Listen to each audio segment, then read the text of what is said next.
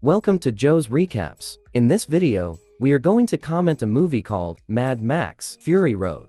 The world is a dystopian place now. It is still reeling after a nuclear war. The atmosphere has become poisonous due to the high levels of radiation, and the land has become unsuitable for agriculture. The water sources have also depleted. Also, there is a serious lack of other essentials like food and fuel. Because of all this, the remaining population have gone crazy. They constantly fight against one another for survival. Although the world has become mostly deserted, legend says that there is a city called Green Place. It has abundant water, greenery, and food for anyone to survive. Then we see a city named the Citadel. It has many caves that lie on a cliff. The city has a large community of survivors, but they are deformed and look half dead due to radiation and lack of food and water. It is led by a monster-like old man named Joe. He wears a face mask with air pipes to breathe. He is also the only one in the entire city to have wives. In fact, he has 5 of them. The radiation killed off almost all of the fertile and beautiful women, so having 5 wives is a luxury. Only the richest can afford it in this world. Joe trades water, food and milk with fuel and armaments with other clans. He has taken control over the only water source in Westland, Aquacola. He trades mother's milk too. He has hired a crew of women to harvest their breast milk and trade it with other clans. One of his close acquaintances is the Gastown clan. He trades for fuel with them. And another close acquaintance is Bullet Farm clan. They have a large collection of weapons. Meanwhile, Joe speaks to the crowd from a cliff. He mentions that he is their redeemer. He is also the leader of the War Boys. They are a bunch of cancer-inflicted patients who are willing to die for him. Joe mentions that the city will rise from the ashes and become a prosperous clan. After saying this, he releases some water, but only for a few seconds. After Joe shuts off the water supply, the people go crazy and fight for it. Joe warns them to not get addicted with water so that they will not resent its absence. For more videos like this, subscribe and click the notification bell. Joe then sends his Lieutenant Furiosa, who has a prosthetic arm. Short time later, she leaves in a war truck. Several war boys accompany her in smaller vehicles. Later on the way, she diverts her truck and starts heading east. The war boys are confused by the sudden change of plans, but since they are loyal to her, they don't ask much. Meanwhile, Joe finds out about Furiosa's change of direction. He immediately heads to his chambers, where he has locked his wives. When he reaches there, he is stunned to see that they are all gone. A message on the wall implies that they have run away from him. Here, we get to know that Furiosa has betrayed her master, and she is escaping the place with the women. In the next scene, we are introduced to Max. He is a road warrior who is searching for a righteous cause. Recently, he is constantly bothered by visions of the dead who he couldn't protect. As he is gazing around the deserted place, the war boys appear out of nowhere. Max starts to drive off. However, he doesn't get much far. The war boys destroy his vehicle and tie him up. Then, they drag him to the city. Inside the cave, they trim his hair and beard. They also make tattoos on his back. One of them defines him as a universal donor, 0 negative. They intend to use him as a blood bank. When they try to brand Max with a burning iron, he manages to free himself and escape. He fights some of them along the way, but he starts getting visions of the dead. This distracts him momentarily and allows the war boys to capture him again. In the next scene, Joe orders his war boys to go after Furiosa. While everyone is preparing for war, an almost dying warboy named Nux takes Max along with him. He desperately needs blood. He chains Max to his vehicle and transfuses his blood to get the constant energy required for the battle. Following this, the whole gang drives off. Meanwhile, Furiosa's war truck is attacked by another scavenging tribe, buzzards. She manages to defeat them, but soon she notices the large horde of soldiers sent by Joe. She drives into a massive sandstorm in hopes that she can lose them. The plan works partially. All of Joe's soldiers stop, except Nux. He is obsessed with pleasing his master, so he pours fuel into his car and attempts to ram it with Furiosa's war rig. He wants to sacrifice his life and become a martyr. However, he loses control of the car and crashes it nearby.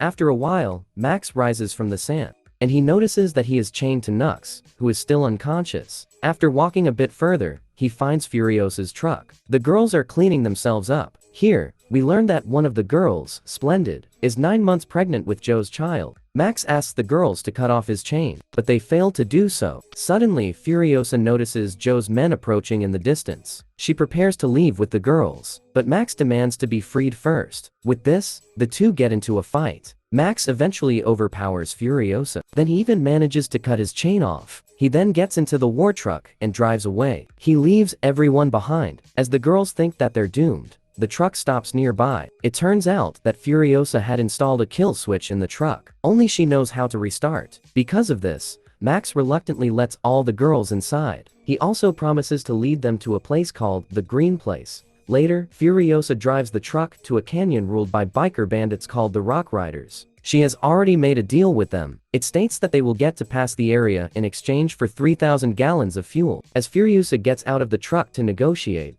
the Rock Riders spot the large horde of Joe's troops arriving. This violates the deal.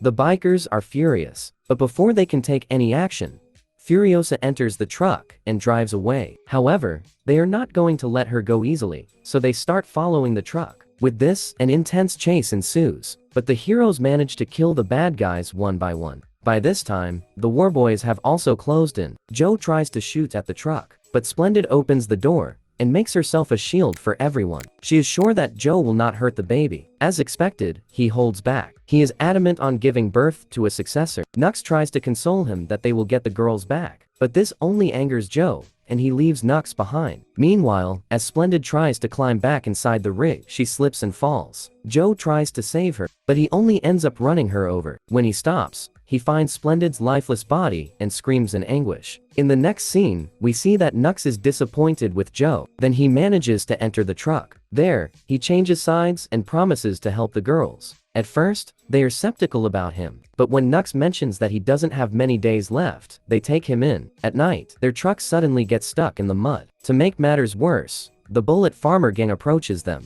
It turns out that Joe has sent the gang in return for a large amount of water. At that moment, Nux comes up with an idea. He tells Max to tie a rope around a tree, so that the rig can use it as leverage. Surprisingly, the plan works, and the group gets out of there before the enemies arrive. The next morning, Max wakes up in the truck, haunted by the visions of the dead. Furiosa explains to him about the Green Place, where she was born and abducted in her childhood. Since she wants redemption and Joe's wives want hope for their lives, they decided to run from the city. After a while, they reach a place in the desert with a tower. There, a woman named Valkyrie screams for help. Although Max thinks it's a trap, Furiosa steps out of the truck. Then she shouts her mother's name and her clan's name, Seeds. Soon Valkyrie climbs down the tower. Then several elderly women on bikes join them. They all spend a moment of joy. They are reuniting after decades. Following this, Furiosa asks directions to the Green Place, but to her horror, they tell that the place has become desolate, and it is not suitable for living anymore. They explain that the muddy swamp they passed through was the Green Place. Now it is poisonous and infertile. They also tell that the remaining mothers of their clan have died long ago. Hearing all this, a shattered Furiosa falls on her knees and breaks down in despair. Later that night, Furiosa tells Max that the Seeds will help them ride across the salt flats to find a new home. The only problem is that they have to leave the truck and ride in bikes for about 160 days to reach there. As expected, Max despises the idea, and he tells Furiosa that he won't be joining them. The following morning, Max gets a terrible vision of his dead daughter. When he wakes up, they are already gone. Max realizes that he cannot make the same mistakes which led to his daughter's demise, so he quickly drives to the bikers. He stops them and asks them to go back to Citadel. It has abundant water and food crops. Also, the place is unguarded now. Joe and the warboys are out of the city in pursuit of them. Furiosa thinks long and hard about it. Then she realizes that Max is correct. Soon, the group rides in the truck, accompanied by the Seeds on their bikes. Joe sees the rig going towards the canyon. He realizes that they are driving back to the city, and it is unguarded. He immediately tells his men to pursue them. After a high-speed chasing, the warboys finally catch up with the truck, and a brutal war begins. Several of Joe's men are killed, but the good guys also suffer casualties. Furiosa is also injured. A warboy jumps onto her with a dagger. With the war getting brutal, Furiosa and her group somehow manage to get an upper hand. With the help of Nux, she manages to get onto Joe's rig. The two then start tussling in the moving vehicle, but Furiosa eventually ends the fight. She attaches Joe's mask onto the wheels and killing him instantly. Despite the leader being killed, the warboys are still fighting. Then Nux, who is driving a large fuel tanker, thinks of a plan. In his entire life, he has been unappreciated and assaulted, so he wants to perish with a good cause. In short, he wants to help the innocent girls escape from the warboys. Soon, he swerves his vehicle and crashes against a rock. A large explosion occurs, and it finally kills off all the warboys. Sadly, Lux also loses his life, but it was a decision he had made long ago. Elsewhere, on the way to the city, Furiosa becomes severely weak and collapses. As the other girls start panicking, Max steps in. He makes a small cut underneath Furiosa's lungs to help her breathe. When the plan doesn't work, he gives her a transfusion of his own blood. Luckily, the procedure works, and Furiosa slowly opens her eyes. Soon, the group arrives at the city. Max reveals Joe's corpse to the people, making everyone excited. The people of Citadel rip off Joe's corpse. They are happy that the tyrannical rule has finally come to an end. They then start shouting to let Furiosa and Joe's wives inside the cave, as they are the real rulers. With the public support against them, Joe's warboys reluctantly comply and make the ladies their rulers. As Furiosa and her group overlook the entire crowd, she notices Max silently leaving the place. His promise has now been fulfilled. Now, he will venture to new lands where other people are in need of help. The movie ends as a supply of water is released from the cave, sending everyone into a state of frenzy. For more videos like this, subscribe and click the notification bell. And don't forget to hit the like button. Also, you can check our other videos. Enjoy and take care.